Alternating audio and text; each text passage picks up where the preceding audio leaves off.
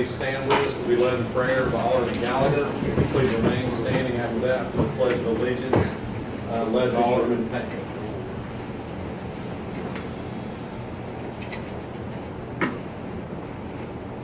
Heavenly Father, Lord, we thank you once again for the ability to be here. Lord, I thank you for these men and their hearts toward our city, Lord. I pray that you would give each of us wisdom to do the things that you would have us to do, Lord. Help us to love one another and love our neighbors. In your name we pray. Amen. I pledge allegiance to the flag of the United States of America and to the republic for which it stands, one nation, under God, indivisible, with liberty and justice for all. Stay back there.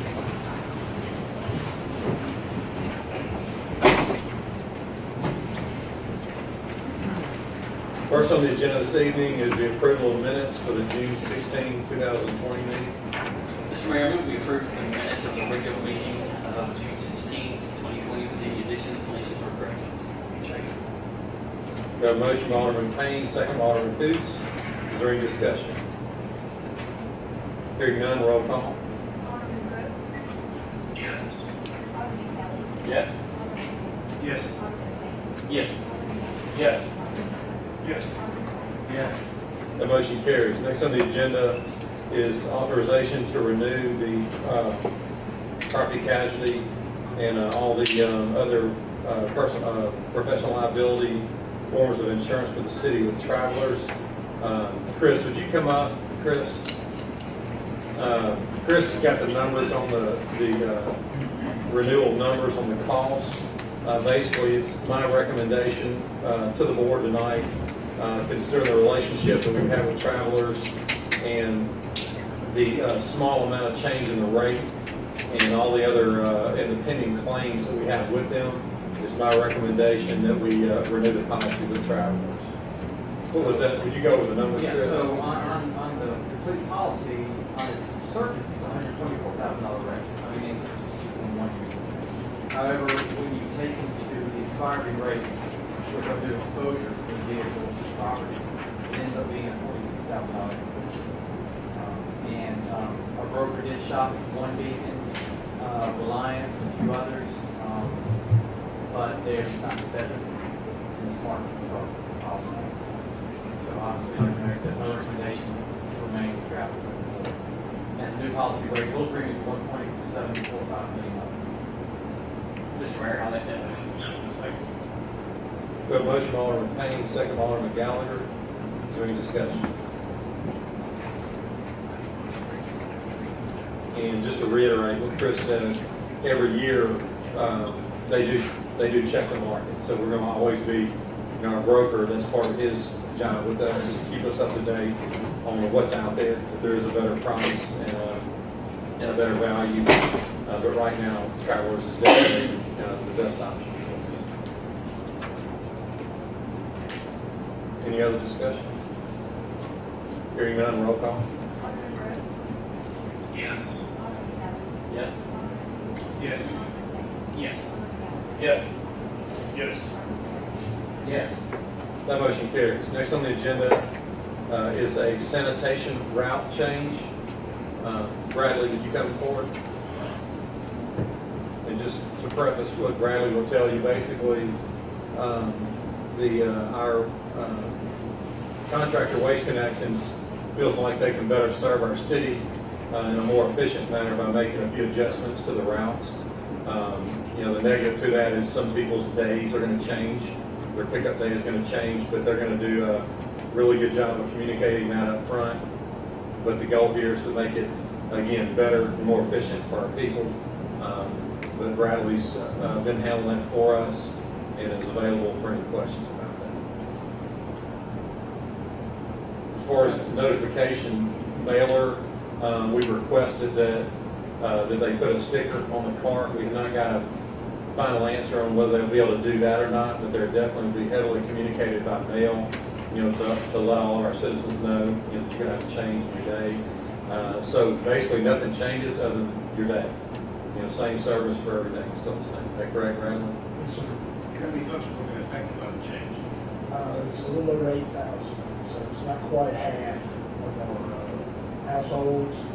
But the main problems the mayor said is, what we're trying to solve is two things. As we all know, we've had a majority of growth, residentially speaking, has been in the south and east part of the city.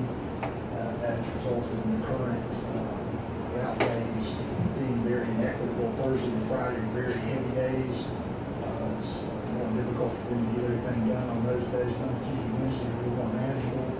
It's because there's so many fewer carts being handled, so they want to try to make the days more equal. And also, there will be a little less on Thursday and Fridays when we first start because we're accounting for the growth that is coming, residential things that are planned, so we don't have to do this again for a while. But it will be a significant change in terms of the number based on what we normally do when we have these other things, but it's for a very good reason, to be more efficient and hopefully effective for the residents. Is this going to improve their quality of service? I mean, you know, you say Monday and Tuesday or something light days, but I know, you know, both in our wards have got a lot of problems. Yes, sir. I don't mean it as an insult, I just mean it as a reality of the number of cars that are being done. I can't guarantee that we'll still make mistakes, but we will continue to endeavor to make it honest as good as it can be. And I would expect overall, yes, sir, this will help them be more efficient all through the week. So, and it also allows them a little more time in their estimation to address misses more quickly. We try to get it at least by the next day. This should give them opportunities to do more same day, especially as we get out of the things that we've been into the spring and early part of this year with the high levels of rubbish and so forth.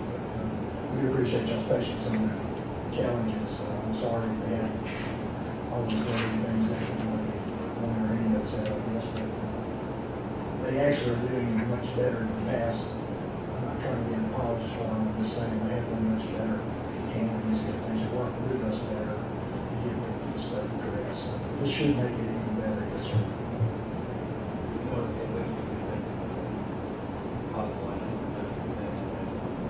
Yes, sir. I can give you the information.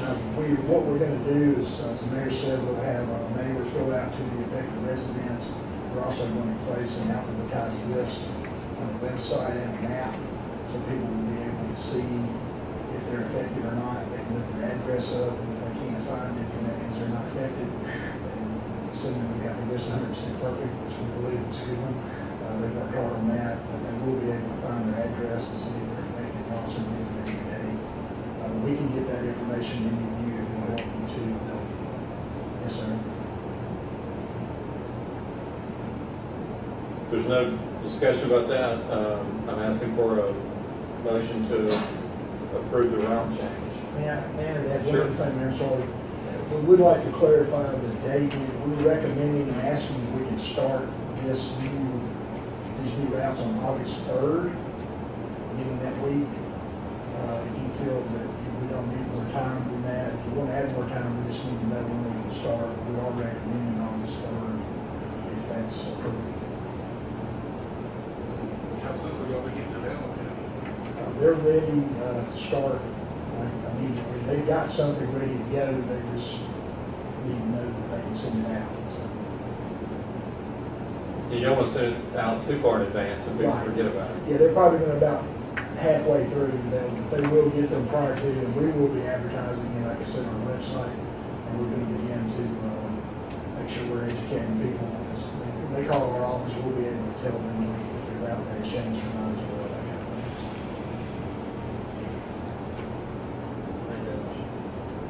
thing. Got a motion from Alderman Flores, second from Alderman Wheeler. Is there any other discussion? The motion would be to authorize route changes, Thursday and Friday's routes, to the website, and then once it's posted to the website, then the next route is August, be taken back August 3rd. Well, there's more days of change, just about every day. has some Everything change. changed, okay, sorry. Yes, I'm sorry. Route changes, they take August 3rd, being placed on the website, and then once it takes effect, we'll then split that map, whatever they're made, and set it on August 3rd. Andrew, you make sure that it's that one? Okay. All right, there's no other discussion? Is there any other discussion? Hearing none, roll call. Alderman Rhodes. Alderman Rhodes. Alderman Kelly. Yes. Alderman Hoops. Yes. Alderman Page. Yes. Yes. Yes. Yes. That motion carries. Next on the agenda is fee in lieu of tax agreement with Medline. Mr. Nick Natalie. We've approved this in the past, not just placing our minutes, we actually have the NDA certificate approving the agreement as well. So just motion to accept it and authorize it to be placed in our minutes for tonight. So moved. Second. Got a motion by Alderman Flores, second by Alderman Payne. Is there any discussion? Hearing none, roll call. Alderman Rhodes. Alderman Rhodes. Alderman Kelly. Yes. Alderman Hoops. Yes. Alderman Page. Yes. Alderman Kelly. Yes. Alderman Hoops. Yes. Alderman Rhodes. Yes. That motion carries. Next on the agenda is an agreement with the Bray Engineering Firm. And this is basically regarding the pedestrian bridge. I thought Ryan Bullard was going to be, I guess, anyway, Ryan Bullard and Urban Arc have suggested that we contract with Brady Engineering Firm as a recommendation for the bridge, do the engineering work on this. The agreement was made at 4 pages of the agreement. It's here for you tonight. It's authorization for the mayor to sign the agreement with the Brady firm. So moved. Got a motion by Alderman Gallagher, second by Alderman Flores. Is there any discussion? This is just specifying engineering. Yeah, the engineering firm and their scope, which Urban Arc has reviewed, Urban Arc reviewed the scope and they were good with the scope. And that set forth the agreement to handle the engineering aspects of the bridge with the Brady firm. These are just, again, to back up a little bit, look at the big view again. We had to have traffic engineers. Obviously, before the bridge is designed, you had to bring in traffic engineers to make sure it's placed properly. So that's what this is about. Yes. Am I saying that right, Dan? This is the structural engineers. Well, Dan, I know that we got two, don't we? One of them is, The traffic engineer, okay. that's roadway design and the civil aspect. And then the next geotech, and I think the next board meeting, there'll be Waiting on traffic a engineers. traffic engineer. Okay. Or- Well, I consider that roadway engineer, Yes. same thing. We need to know where the bridge is in place. Correct. So, but anyway, that's what this is for. We had to have specialist engineers, to place the bridge and study traffic, so this is one of those. The way this works, we've met about this, all of us, Dan, Nick, Urban Arc, and myself, and I've explained, even though this is a contract the city will have directly with these engineering firms, Dan Cordell is our engineering consultant, so he'll be responsible for overseeing everything from an engineering aspect. Brian Bullard and Urban Arc are the point man for the whole project. So even though we're contracting directly with these firms for the engineering, the total umbrella is still being overseen by Urban Arc. And then Dan will be our specialist, as always, with anything related to engineering. But and correct me, Dan, if I'm saying this wrong, but this is something that gets technical, and so you need a specialist engineer for this. Is that correct? There are components that, exactly, and I'll be representing y'all to review your end. And Urban Arc is handling, coordinating the every sub that they have and making this overall project. And then I'll represent y'all to make sure everything's the way we want it. And Dan, you did, like, when these firms were first recommended, I asked Dan, is this a qualified firm for this? And you indicate that it is. Or do you not? I don't have a lot of experience with the Bray firm. I indicated that, but I think Urban Arc did. Right. Porter is somebody I have worked with, actually. We use him as contract ourselves a good bit. And then BSI and Geotech that have done a lot of work for me and their fine firm. Okay. Just to be clear, again, we're relying on you. You're our engineering consultant. and I understand this is a different project, but as the city hired general services engineer, we expect you to help us with the research, to make sure that we hire the correct engineering firm. So if you have any concerns about them, we need to know that now. Or we need to delay it, do we need to talk about it more? Urban Arc is used to using them. Urban Arc's not an engineer, you're the engineer. I have never used spray firm on anything. Okay, but I recommend that we table it. I recommend we table it, because, like I said, I'm not an engineer Right. either, and Urban Arc's not an engineer. You're an engineer, we're gonna rely on your recommendation. I thought we were clear on that, obviously we're not, so it's my recommendation that we table it. Got a motion by Kelly, second by Flores, all in favor say aye. Any opposed say no, ayes have it. We'll table it, we need to get on the same page with that. Brian needs to be here too, why is Brian Bullard not here? Okay, I'll address that, get that correct. Okay, so we'll go past that then. Next is an agreement with PSI. This is what Dan says, the geotech aspect of the agreement. Okay, let's table that. Can we just move past it? Yes. Next on the agenda is the amphitheater parking lot change order.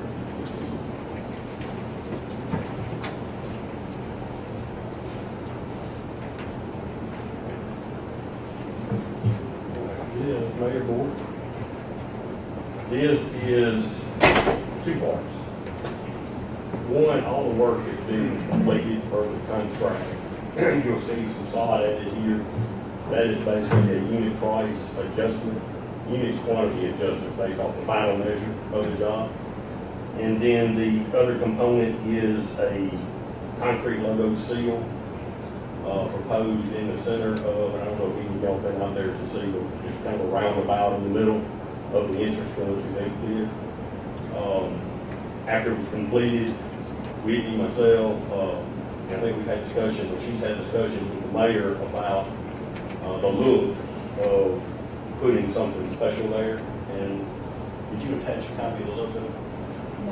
We talked about this at the last meeting, and I updated the board that we'll use the Springfest seal that Christie has used in the past, and it'll be stamped in the what we call the center, the circle. It'll be stamped right there, so that's what this is for. We talked about. And it is an increase, I'm requesting y'all's approval for an increase in the amount of $25,761.93 to complete that work. Got a motion, Alderman Flores, second Alderman Wheeler. Is there any discussion? Hearing none, roll call. Alderman Brooks. Alderman Kelly. Yes. Yes. Yes. Alderman Kelly. Yes. Yes. That motion carries. Thank you. And then next is a soccer field change order.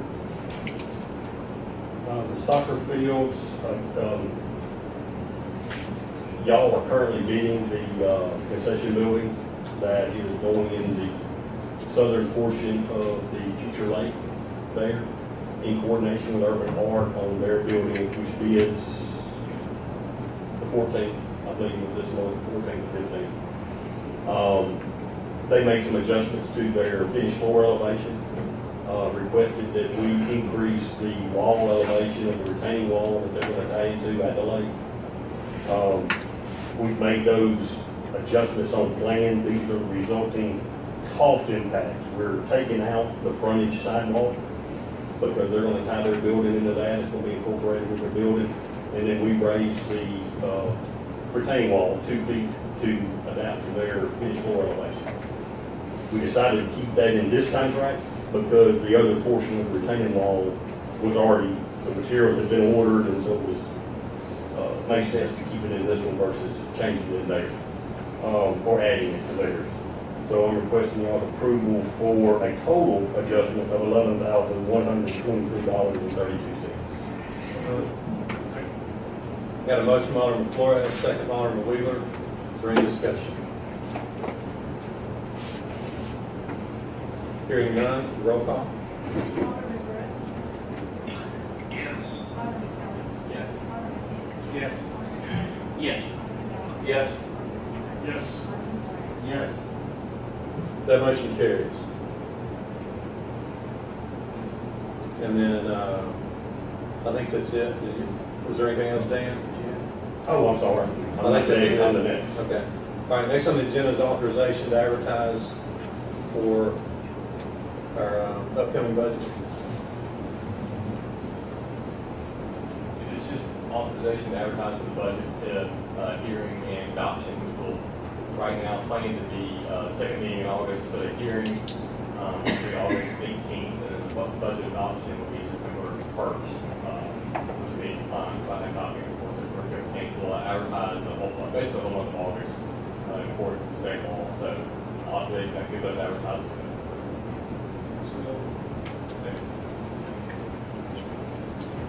We have motion by Alderman Gallagher, second by Alderman Kelly. Is there any discussion? Hearing none, all in favor say aye. Aye. Any opposed say no. Ayes have it, motion carries.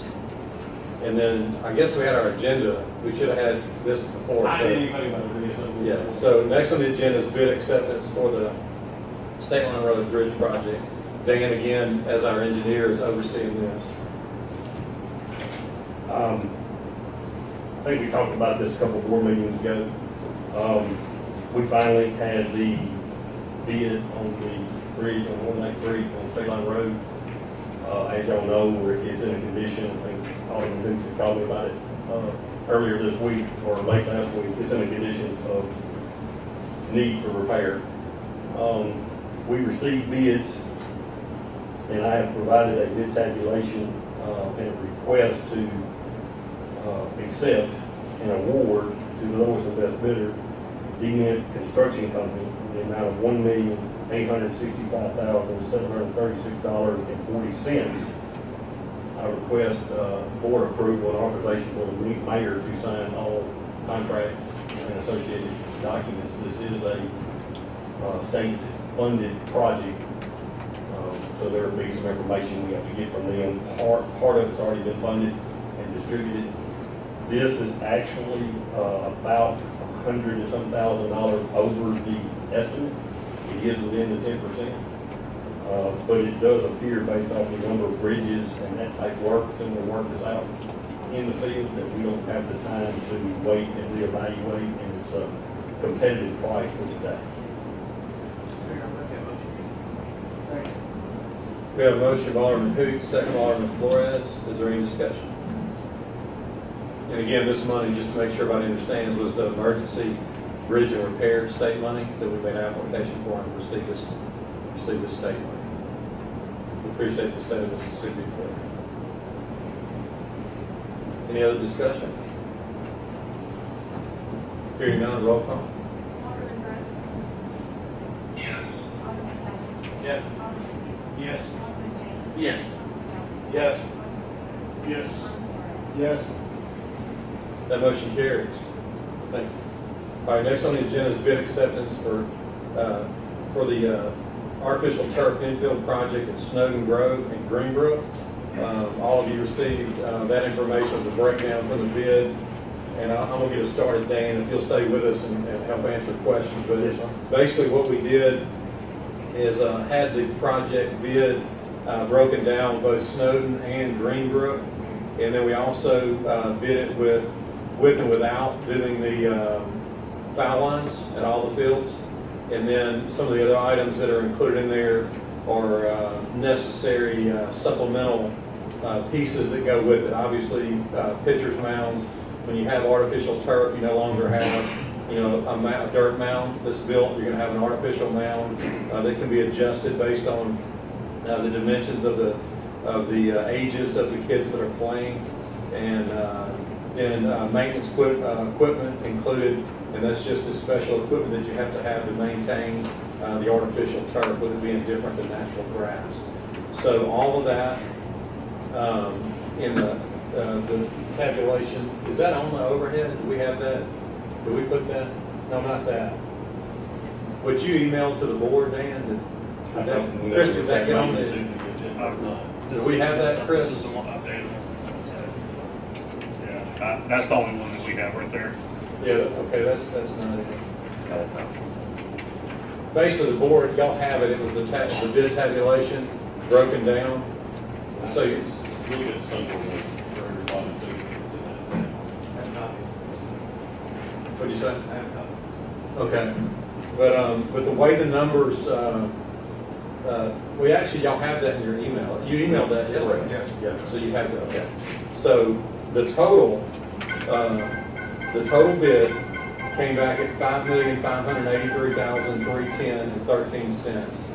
Then when you add professional services for design and bidding, which a lot of that's already been paid and done, then you have construction, engineering, and inspection, 4% on top of that. Is that correct, Dan? We added 4% to those. That gives you a total of $6,029,974.94. You had 4% listed of the Yes. construction costs. So if you, obviously the construction costs, the bid came in a little bit less than what we had projected. So, Right. so that number would be adjusted, correct, Dan? I believe that's correct. Okay. I'm just trying to give you bottom line numbers. The bid is $5,583,310.13. We had estimated about $6 million for this project. With fees all in, bottom line cost to city should be, if you go on 4% for those services, it would be $6,029,974.94. That's if you did everything. And then you can look, if you take that out. I mean, we have options on the table. Back to this page, that's why I handed this out to all of you. This is the capital improvement plan that we worked off of when we initially started talking about the capital improvement projects. You'll see in the middle section there that we have fire station number 5 at $5.5 million. We're waiting on design for that soon, with projected construction starting in late 2020, early 2021. There's your number, $6 million for turf, and then there's your bridge in there, $2 million. So if you look at the bond that was done at $15 million bond, what's in there now, Pepper Chase Road extension added to that, that gives you a total obligation of $13,750,000. So you still have, obviously, from that amount up to, close to $15 million after, fees and such. Where some of these other projects could be added in there. Like if you see out in the notes section to the right, like some of the signals, we can work those into the next budget year. But if we had money that was not used in the bond, we could use that bond money for those, which would free up some money in your 2021 budget. And obviously it leaves you a little bit of flexibility. The bridge project obviously hasn't been bid yet. Fire station, that's an estimate at this point. We don't have a final number on that. So you want to leave yourself a little bit of wiggle room with those. The other projects that were paid out of cash, as y'all know, we had a large excess fund balance. It was up to, I've got unaudited on there, but the audit has come in since this was done, and it's spot on to the numbers. So your unassigned fund balance, $11,890,000. We paid cash for the maintenance shop, City Hall renovation, and State Line Road resurfacing project. So those at the top were paid out of excess fund balance. The ones in the middle section are the ones that were proposed for the bond. So you can see that the $6 million project, it is within budget for the bond. We just got to make a decision, what we want to do. All right, we got a motion by Alderman Flores that we accept all the alternates, what you're saying. We go all in on Snowden and Greenbrook, including the foul lines and the infills on all fields. Okay, that's his motion. Alderman Wheel, that's your second too. Okay, floor is open for discussion. I agree, if we're gonna do it right. We have to stay competitive with the city very much. If we don't, we lose our competitive edge.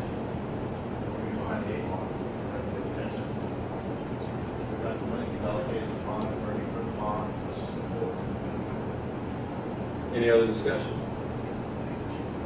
And again, just for the public that may be in the audience, listening or watching that missed some of the previous discussions about it, what birthed this idea was the changing demand in the youth baseball and softball industries of artificial surface. So like We realized over the last 2 or 3 years that we were losing business to teams when there's rain in the forecast, which, the guts of our baseball and softball season is in the spring, which is the rainy part of the year. And so when you have rain in the forecast on Wednesday, and you have someone that can go to Oxford and play on turf where they know they're not going to get rained out, whereas take the risk and staying in the Snowden tournament in Southaven and getting rained out, they're pulling out of the tournament on Tuesday or Wednesday. So we're not only losing the revenue for the tournament, we're also losing the economic impact, obviously, of the hotel rooms, groceries, gas, restaurants, everything that they would be spending. The estimation that we have on average, a player that comes to Southaven to play baseball or softball, obviously all of them don't travel, a lot of them are local, but it works out to be an average amount of money for a household is $600 for a weekend that they spend in our city. So when you do the math on that with the number of tournaments we have in Snowden, and the average team has between 11 and 13 players, and then you do the average. They're at least going to bring one parent. You got siblings that are going to travel with them as well. So that's where that $600 number comes from. But if you do the math on that, that accounts to about $11 million a year in true revenue that goes straight to the city from the tournaments. And then if you look at the economic impact, you're looking at $25–30 million economic impact. So when you start getting teams now that are leaving us, as Alderman Flores said, and going to Jackson, Tennessee, or Tupelo, or Oxford. Tupelo is all turf now. Oxford's all turf. So it's very easy for teams in this area, to make a last-minute switch on a Tuesday or Wednesday and leave Southaven and go to Tupelo or Oxford because of turf. So I'll just say this because I've said it in every discussion. I'm not a huge fan of turf, but from a business aspect, you got to give your customers what they want. And the customers now, maybe it's faddish, maybe it's just a fad with the artificial turf, but it's what the kids want, it's what the teams want. And if we're not giving them what they want, they're going to go somewhere else, we're going to lose that money. So anyway, that's just a recap of the business decision that was involved in this. I also want to know that it's just not confirmed, it's also correct if this city will make this. Sure. It's not going to be a child or it's not going to play That's true. anywhere. That's true. It's pretty much rained every afternoon for the past 2 weeks, so, those are rec league games that get canceled pretty much every night, because just to get a downpour like that, Yeah. you can't play ball.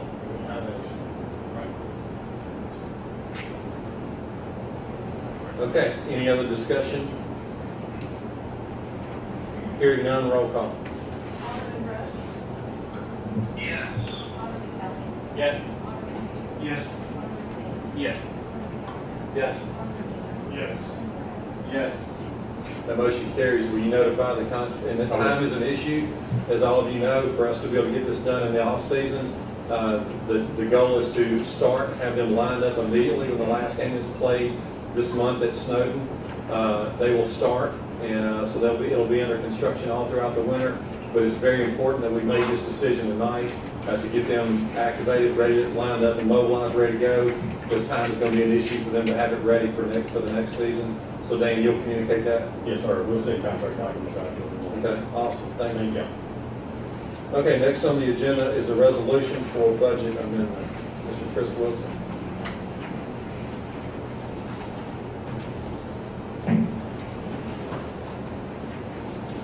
This amendment will receive funds coming in for future plan improvements to State Line Road from DRT Holdings. In lieu of doing the project, they're granting us the money, so it's going to receive a grant. Grant revenue, tree banking permits, building permits, and expense balance should be used for State Line Road improvements. So $289,289. We got a motion by Alderman Flores, second by Alderman Hoots. Is there any discussion? Hearing none, roll call. Alderman Brooks. Yeah. Alderman Kelly. Yes. Alderman Hoots. Yes. Yes. Yes. Yes. Yes. That motion carries. Next on the agenda is resolution 20, private property. Mr. Mr. Mayor, I move we grant authority to clean private properties for on the state. Second. We have a motion, Alderman Payne, second, Alderman Hoots. Is there any discussion among the board? Is there anyone in the audience that has a financial interest in any of the properties that would like to speak? Hearing or seeing none, roll call, please. Alderman Rhodes. Yes. Alderman Kelly. Yes. Yes. Yes. Yes. Yes. Yes. That motion carries. Next on the agenda is our planning agenda. Ms. Whitney Cook, Planning Director. Yes, sir. Our first item is an application for an office / distribution building, which was approved a few months ago in the Central Gardens PUD, which is located north of Frasco Road on the west side of Airways, just south where you see the Smith Pool building. If you look, it's 4,900 square feet. You can see the area right there where it's located, just on the side of the creek line. It is a brick and split face block facade with an answered roof in black and gray hues. We had some adjustments to the landscaping and adjustments to the photometrics, but it falls in line with architectural design that's down that area, and I was voted unanimously in favor of our planning commission with those changes. Mr. Mayor, may I have a motion to approve item number 1, planning agenda as presented? Second. On item 1, we have a motion, Alderman Kelly, second, Alderman Payne. Is there any discussion? Hearing none, roll call. Alderman Rhodes. Alderman Kelly. Yes. Alderman Hoots. Yes. Alderman Payne. Yes. Yes. Yes. Yes. That motion carries. Our second item agenda is a minor subdivision approval, 3 lots on the south side of College Road, just east of Brackett Road. They range in size from 3.18 acres to 8.99 acres. All 3 of the proposed lots are on family land, so there's an existing home on each one of these proposed lots that will be broken out. They all have access to street, city right-of-way, with the exception of one on the bottom, on the south, which has an ingress egress crossing over a portion of lot 2 to access it, so it's not landlocked. With those comments, it was voted unanimously in favor of planning commission. Mr. Mayor, I make a motion that we approve item number 2 on the planning agenda as presented. Second. On item 2, we have a motion, Alderman Gallagher, second, Alderman Payne. Is there any discussion? Hearing none, roll call. Alderman Rhodes. Alderman Kelly. Yes. Yes. Yes. Yes. Yes. Yes. That motion carries. Our last application is a revision to the existing Vinnie Wright subdivision. This is coming on the south side of College Road on Deola Dobbins Road. There are currently 9 lots. The applicant is wanting to take lot 1 and further subdivide it into 2 lots. One lot being 3.24 acres and the other lot being 1.5 acres. The access drive, Deola Dobbins Drive, is actually on a city right of way. It's a 40-foot ingress egress. They're not common open spaces. In lieu of what we've been, or in light of what we've been dealing with the other ingress egresses and private drives, it was a concern of ours. So we spoke to both the applicant and his engineer as well as our fire chief. And the agreement was that this gentleman has 860 linear feet going down Deola Dobbins Drive. He's going to widen that portion an additional 12 feet to get the proper two-lane width we need for city specs and for the fire department. And there will also be a note added to any future development on that they must widen as well. That way we have the proper width, 24 feet all the way down to the end. We'll put a turn radius down there. It will not be a city road, but we agreed to build it to city specs, and we will monitor it and inspect it as we go. So if it ever comes to a point where we feel it's necessary for us to take the road, we can do it in confidence. But that was okay by fire chief, and with those stipulations agreed upon by the engineer and the owner, it was voted unanimously. Mayor, recommendation to approve item number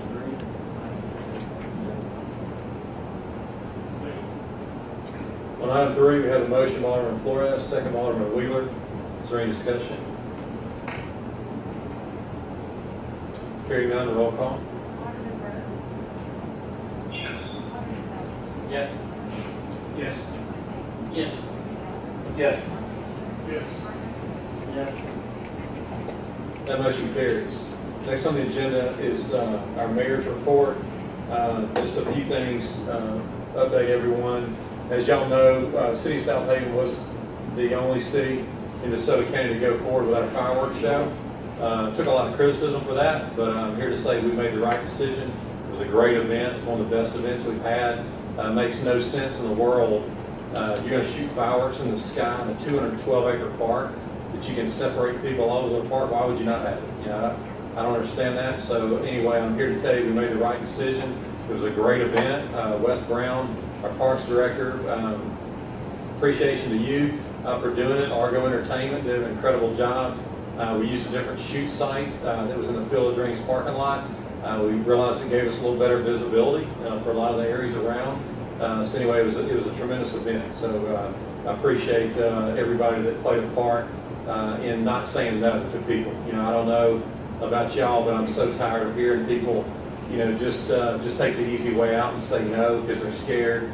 You know, it's time to start living again. And like I said, what in the world could possibly be dangerous about shooting fireworks? I mean, from a COVID standpoint, obviously if you hit Joel's house, probably. But from a COVID standpoint, you're shooting fireworks in the sky. You got people spread out. The amphitheater seating is closed, using the whole park. So anyway, it was a great event. So that's an update on that. In February, we all got together. We know that the 2018 building code has not been adopted by our city yet. Many other cities have already adopted it. It's important for our fire rating that we keep that we're using the most up-to-date building code and fire code. And so we had a meeting in February. We invited the Home Builders Association to come speak. I think all of you were there. We all talked about the differences in it and made a lot of progress in it.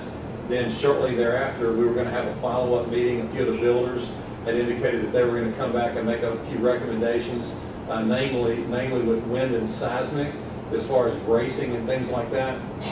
We obviously the goal is to have safe houses in our city, but we don't want to make them not cost effective for builders to build in our city. We want to encourage development in our city.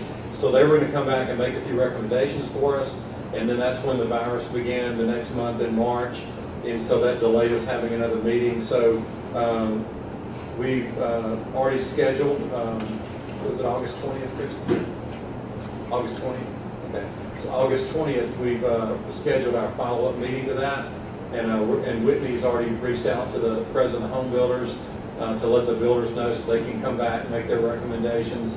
And then it's the plan that after that meeting that we'll be ready to adopt it. So August 20th is the meeting for that. Comprehensive plan adoption, same thing there. I thought we'd already adopted that. You know, we had a special meeting where our gentleman that we hired to create the plan came and gave a presentation to all of you. That pretty much there's nothing else really to do there other than to adopt it. So we do have to advertise that and then have an official adoption. And so that process is underway now. Whitney in August. It'll be on an agenda in August. Okay. And so then we'll get the comprehensive plan officially adopted.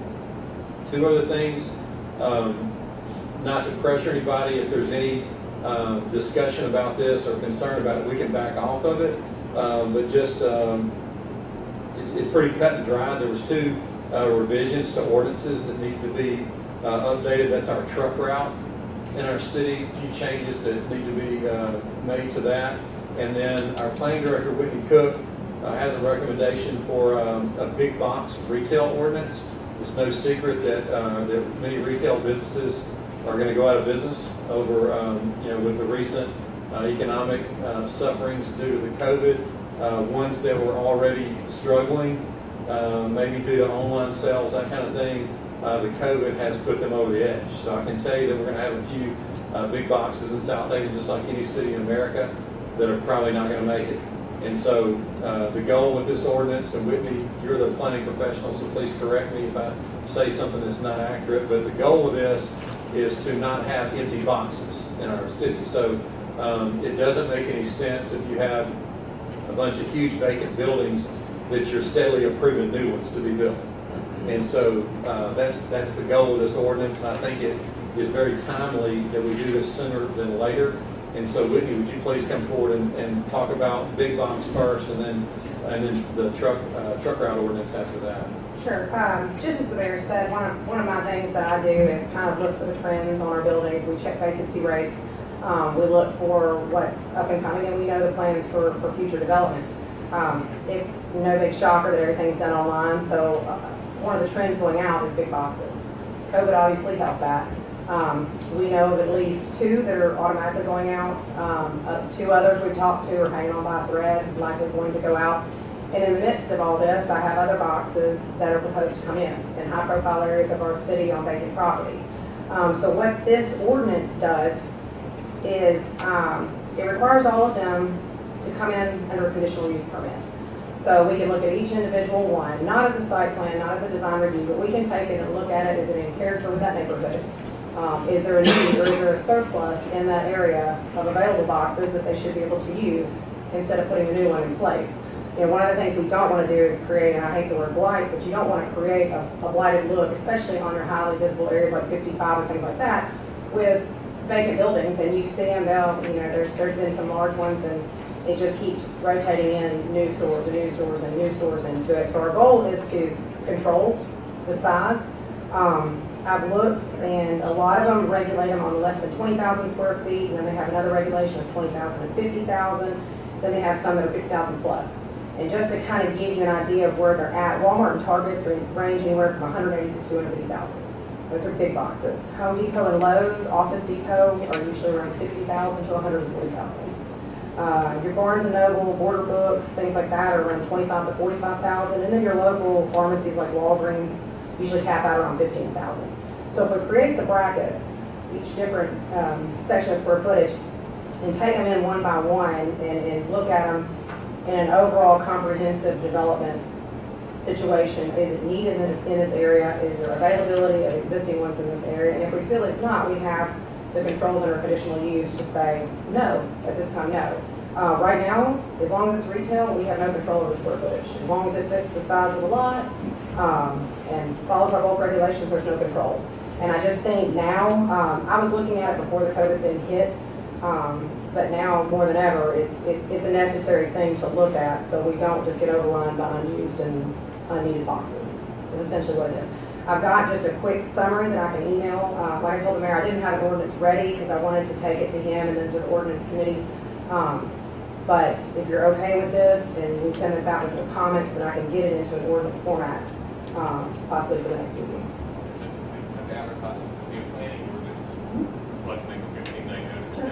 Yeah, okay, the 1st of August. Yeah, the purpose tonight is just to inform you so we can get the ball rolling.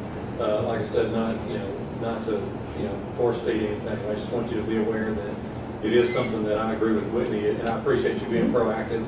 It's something that we've got to pay attention to. We need to move quickly on. So, but anyway, that's the main thing. Is I just wanted all of you to be updated on that. Was there anything else about the? No, not from my side. I was just kind of here to see if there's any questions or anything you want added to it. So when I come back in front of you with an ordinance, there's no surprises. Everybody's on the same page. That there's no concerns that we need to address then. So if you have any questions for me, I mean, you can obviously ask me now, or if you would like to look at this and then come back and ask the mayor and have further discussion, we can. But like you said, I wanted to get it out there because it's trending in all of the cities around the United States right now, and that's one thing we can protect if we move quickly. So, Christie, will you make sure that that's on the next meeting's agenda? And both of these, both the truck route and the big box. And then on the truck route, Yes. you want to say something? On the big box, that'd be provided with advertised 15 days before the next meeting. So it needs to be on the second meeting? The first meeting, August, yes, sir. You can make We can do the August 4th. August 4th. I'll advertise it along the comprehensive You plan. did that contract together, that way you can 15-day notice. Okay, August 4th is the one we need that one. And then the truck route, this is something that we realized that there were a few changes that were made that weren't officially adopted. And in addition to that, I want to, before Whitney answers questions or goes into detail, we got a problem in our city with sanitation trucks not covering their top. And when I tell you that I'm determined to stop this problem, it makes no sense whatsoever that our city pays contractors, and these are not just the ones that are in contract with the city, but they may be in contract with some of the neighboring cities or the county, and but they pass through our city. And when they pass through our city, what is going on, we realize this, and it doesn't take an extremely intelligent person to figure out that if you see a piece of litter on the side of the road, and it's a McDonald's sack or something, or a cup, that could have been in the back of my truck and I forgot, it blows out on the side of the road. But when you see a full-size kitchen bag tied up full of garbage on the side of the road, it came, more than likely, it came from a sanitation truck. And so, to prove my theory is correct, the third time last week, I'm driving northbound on Getwell, and I'm at Star Landing in Getwell, and there is a truck, and I'm going to be a gentleman tonight, I'm not going to name the company, but there was a sanitation truck in front of me, and as soon as the light turns green, they take off. Here we go, right in front, blows big bags of trash out the top on the side of the roadway. So our police chief, Chief Moore, and I have been in contact, along with our public works director, Bradley, for about 6 months now, trying to find what's causing this. And another reason that we believe that is on the way to some of the sanitation pits, like State Line and Getwell. We notice that we always have a problem with State Line. Like our crews go out there and pick it up, and then 3 days later, it's terrible again. And so the trash is coming from the trucks. That's what, and I'm not saying 100% of it, but I'm saying that's what the problem is. So how that relates to this discussion with the ordinance is we're looking for, well, first of all, we're going to enforce that. Our police now are going to pull these trucks over, and we're going to start giving violations for, we already have an ordinance that you have to properly cover the truck. So we're going to enforce that. Police is doing a great job of that. And I can assure you, every time I see it, I'm going to do like I did last week. I call the police. Darren Musselwhite, the citizen. I call the police because I don't want my streets in my city to be polluted. And obviously I don't want my taxpayers' dollars going to have to send my public works crews out to pick up trash that they should have it covered so we don't have to use our resources on that. So we are, notice for everybody watching, we are going to stop this problem. We're going to stop it. And we're going to issue so many tickets that you've never heard of for this until we stop this problem. So, but as it relates to this, one of the things that was brought up is, do we adjust the truck routes based on sanitation trucks that are not servicing the city? You do get into some challenges because, like a lot of private businesses may use different companies that we're not using. So we got to allow them access for obvious reasons. But we do have somewhat of a goal there, to help us enforce the sanitation trucks and the routes that they're taking throughout the city, since they've proven to us that they're going to be very irresponsible. So how does that tie in with what, and Deputy Chief Little's in the audience as well. So Deputy Chief, will you come forward too and just kind of tell us what the goal for changing the truck route ordinance is? Well, you prefaced it well. Getwell Road is not a truck route, period. So going to and from north and south on Getwell Road should never happen. One of the things DC Little's been talking about is our signage. We just need to get more signage out there, bigger signage out there on the roads that actually are not truck routes, like Getwell Road. One of the things we did see on State Line Road is that it was designated a truck route in our ordinance right now from 2-lane road on the west all the way to Getwell Road. Everything from Tullahoma over to Getwell is a 2-lane road. It's residential. There's no curb. There's no gutter. There's no business with trucks on it. I mean, they have no business on those roads. It damages them. This is where you see a lot of the trash. And by right now, our ordinance is saying that they can go that route. So one of the changes that we're saying is, no, you can't go that route. On State Line Road, you'll go to Haley, which is the far end of the last planned business park.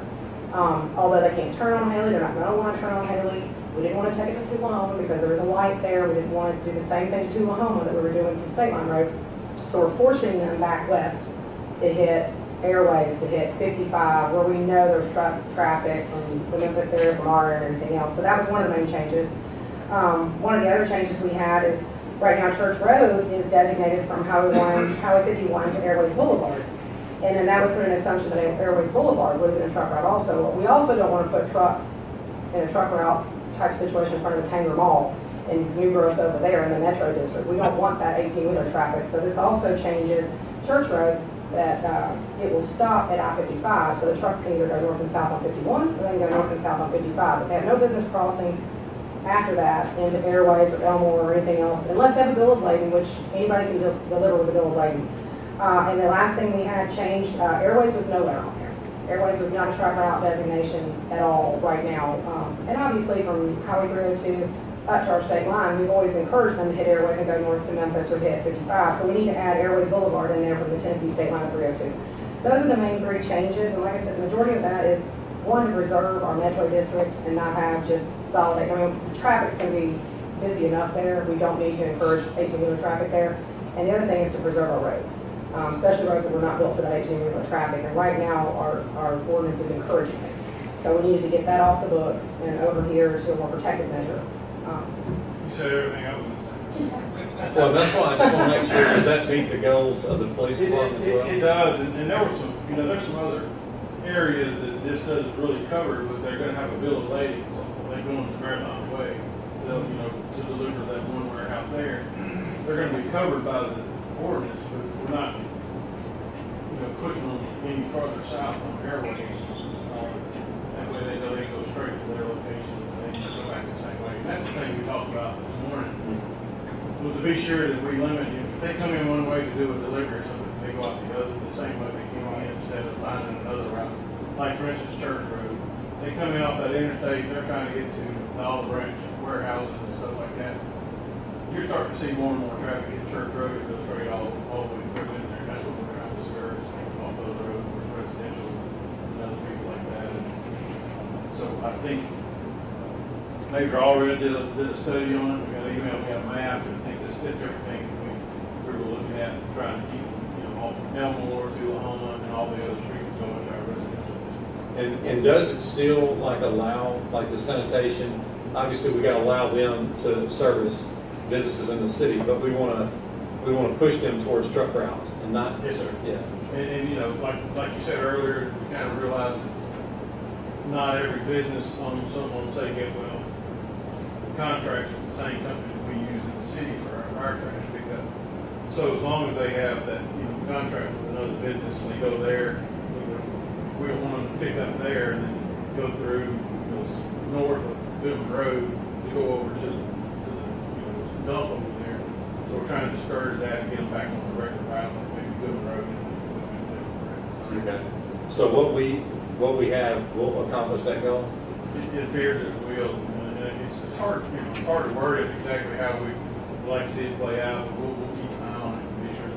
But I think the way we've got it set, looks like it's going to accomplish. This puts more protective measures in it, and like I said, DC Little, we really have to get the signage out there loud and in your face. We don't replace the current signs we have now. I mean, that's something we can. We're working with Bradley to look at, we got some ideas of some signage, and it's actually the location. When you're in an 18-wheeler and you drive past the warehouse on State Line Road, you're going toward Tullahoma, if you don't see this small sign or you're turning in, by the time you get to Tullahoma and you see another sign that says $1,000 fine, there's no place to turn around. So you're already committed, so we're trying to put everything kind of before you get in there and let them know ahead of time if they ever turn around. Is that a picture of some signs? Bradley, you had some that we took pictures of that we're gonna try. Our signs are, they're And they're sporadically placed, so a lot of them don't make sense on the location, so they don't give enough warning. We need to take a look at that. So I know this is how it's been. It's become really not necessary since I started riding my bike. I've seen 18 years on the grass road. Because they're like, cutting over on grass road, east, but I still get one, not one. Right. And I've seen trucks twice on Sweden Road. The woman's been run off the road by mine, actually was, so. Well, and they're assuming Getwell with the design that it has now, they assume it's a direct route, they assume it's a truck route. And I mean, we need to put more protective measures out there, more signage out Yeah, there. this kid's 18, 14, start writing tickets, just to come off. They had part of the teeth in there, it was a confusing list, and some of them needed to be removed and some needed to be added because it was just done a little incorrectly, and we're just cleaning it up and making sure that. And be sure that all the routes are in Right. Where somebody can access it, do the website, and see where we're at. Yeah, we'll create a map that we can put out there to kind of give people some more knowledge. I was gonna do it today, but it's kind of quick notice, but we'll get a map over to the police, put it on their page, put it on the city page, whatever we need to do to get extra knowledge out there to everybody.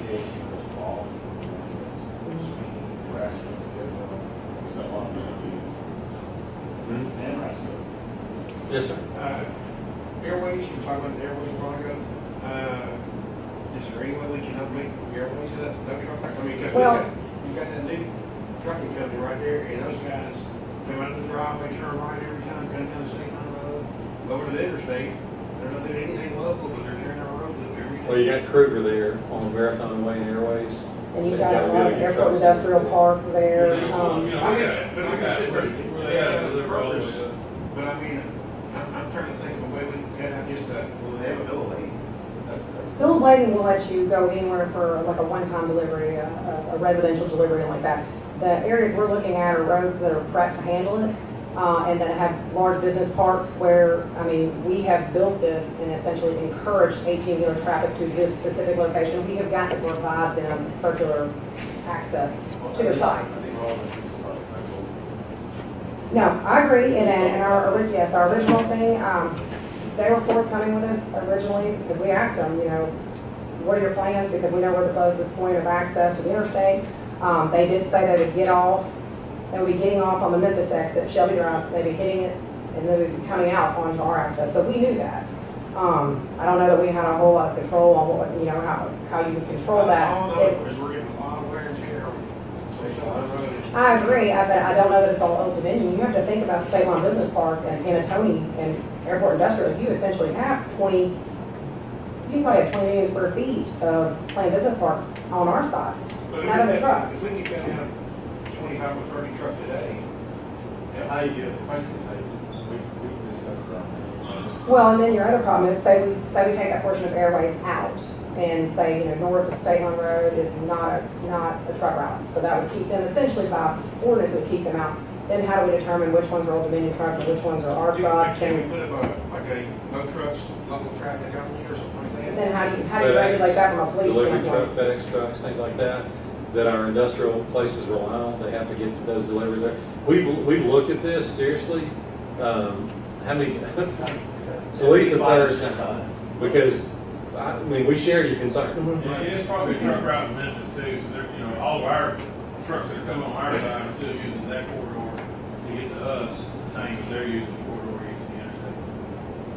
And I've seen FedEx trucks take airway from this side, going south, and they cross the state line, and turn right, and turn out. Well, like I said, the local truck signage would be great if they would honor it, but then as the police, how are you going to differentiate between the two?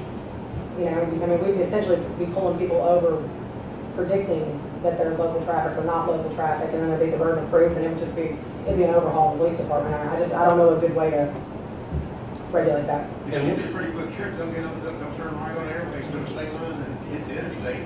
So, I mean, if you got a car sitting there and you like people up front of them, you see him on the interstate there, he's violating the law. It would almost require a stationed police officer at that corner. Don't get me wrong, we got in touch with Memphis when they put Old Dominion there, and they didn't even contact us about, impacts on our side, which have got to be a thorn in everybody's side, but it's there now. And it does have a positive impact for us. That was a problem child up there on Hudgens Road that crossed over, and we had issues with that. So, I know they're tearing up our roads, but on the other side, they have created a positive impact on our restaurants down State Line Road, crime going north and south on Old Hudgens. There's some positive with it too. Not to offset what you're saying, but, I get it. I don't know any other way to regulate that. And that's my report to you. We've taken that and we've discussed it 3 or 4 different times, and with Nick and police, everybody. There's just not a way. You can't discriminate. You can't say you can't drive one, but you can. There's no way to know. The answer is we don't know a way to not do that. I did have one question for you, Deputy Chief Little. On the when somebody has a bill of lading and they're off a truck route, that bill of lading gives them the authorization to do that. But then they have to go back to the nearest truck route, though. They can't, just because when they make a delivery, they made that delivery. Now they have an obligation to go back to the truck route, correct? And I think most of the bill of lading deliveries are time for the bigger trucks, maybe dropping off the residents neighborhood, so that they can access that, like a moving company or, even FedEx or doing a drop off or tailgate delivery. But yes, sir, I think once they go to that location, if we were to stop them on the way and they say, hey, I'm going to this address, they should come back the same way, go to the nearest truck route to get back on their route. And if they don't, this ordinance will allow us to I cite. think it should, the reading should allow us, she's got a lot of sections in there that have parts about the bill of lading, I think it would allow us to do it. If they left that house, say they did go to a resident on Sweeney, and then they took Sweeney the rest of the way to Church Road, either one of those truck routes. And if he said, hey, I was delivered there, I think we articulate they're outside the truck route, we should go back with it. Well, they're not delivered, what is the name? What's the Just build it forever. So bottom line is, this is something that does need to be improved. And so I just wanted Whitney and our police to, go ahead and start that discussion so you're informed. So we still have to advertise this one too, Nick? No? This one's in ordinance format now, so if you choose to vote on it today, we can get Okay. it for your signature tomorrow. Well, my recommendation, to put it on the next July meeting, that way give all of you time to your questions, or if there's something that you want to add some input in. Is it okay with y'all if we just put that on the next meeting? Yeah, and what I told Whitney is I don't think we need a committee meeting. It's pretty much, we all know what it is. It's just cleaning it up. So Christie, will you help on the next July meeting, have the truck ordinance on there? And then that's all that I had. Does anybody have any questions? Okay, thank you, appreciate it. And that's all I had under mayor's report, so we'll move on. Next on our agenda is our citizens' agenda. Is there anyone in the audience who would like to speak? If so, please come to the podium. Anyone want to speak on the citizens' agenda? Okay, it doesn't look like we have anybody tonight. We'll move past that. Next on the agenda is our personnel document. Mr. Mayor, I move we approve the personnel docket as presented on this day. We have a motion from Alderman Payne, second from Alderman Kelly. Is there any discussion? Hearing none, roll call. Alderman Brooks. Alderman Kelly. Yes. Yes. Alderman Payne. Yes. Yes. Yes. Yes. That motion carries. Next on the agenda is our city attorney's legal update. Got a couple quick items. First, we need to ratify an emergency purchase of a pump for the St. Clair subdivision at lift station in the amount of $8,977.10. Ray Humphrey Utility Department had to purchase that to ensure that the pump lift station would work for the sewage at the St. Clair subdivision. So ratify that expense. We have a motion from Alderman Flores, second from Alderman Kelly. Is there any discussion? 31713K. Any discussion about that? Hearing none, all in favor say aye. Aye. Any opposed say no. Ayes have it, motion carries. Next, the contract amendment for Debbie. They got that out on Thursday afternoon. It's they do the household hazardous waste for the city. That's a place for the drop off at the Works Department. The prices have increased somewhat based off the demand. Tonight, in observation for Bradley Walsh is to sign an amendment as the exhibit for the contract. The contract is the same. There'll just be an amendment regarding the pricing, and Bradley Wallace to sign that amendment for the minutes. And so we can use their service for the household hazardous non-household waste, non-hazardous household waste.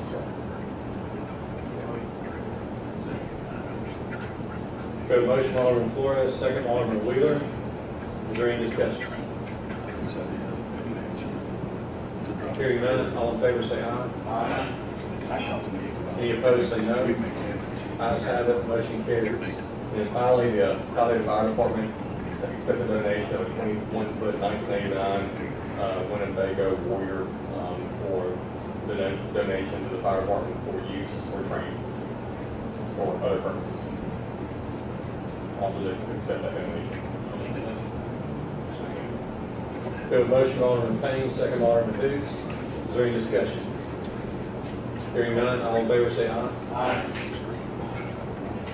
All opposed say no. Hospitality drive. Ayes have it, motion carries. Oh, it's beat up. Okay, next on the agenda is our utility bill adjustment docket. Mr. Mayor, I move we approve the utility bill adjustment document as presented on this page. I need to be sure we sign. We have a motion by Alderman Payne, second by Alderman Kelly. Is there any discussion?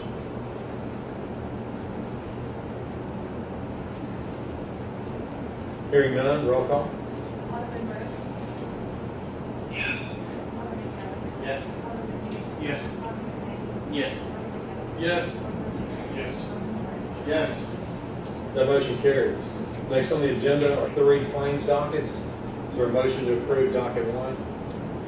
Mr. Mayor, I move we approve claims docket number 1 in the amount of $4,884,907.55, including the main section. Second. We have a motion on docket 1 by Alderman Payne, second by Alderman Flores. Is there any discussion? Hearing none, roll call. Alderman Brooks. Alderman Kelly. Yes. Alderman Hughes. Yes. Alderman Payne. Yes. Yes. Yes. Yes. That motion carries.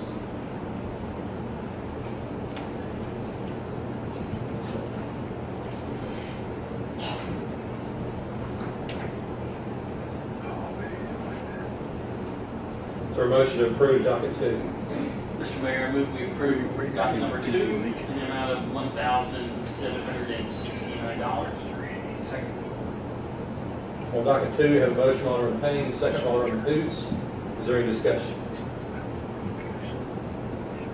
Hearing none, roll call. Alderman Brooks. So you put one of those guys, one of those guys. Yes. 2 on. Yes. One's in down, Yes. one in. Yes. Yes. That motion carries.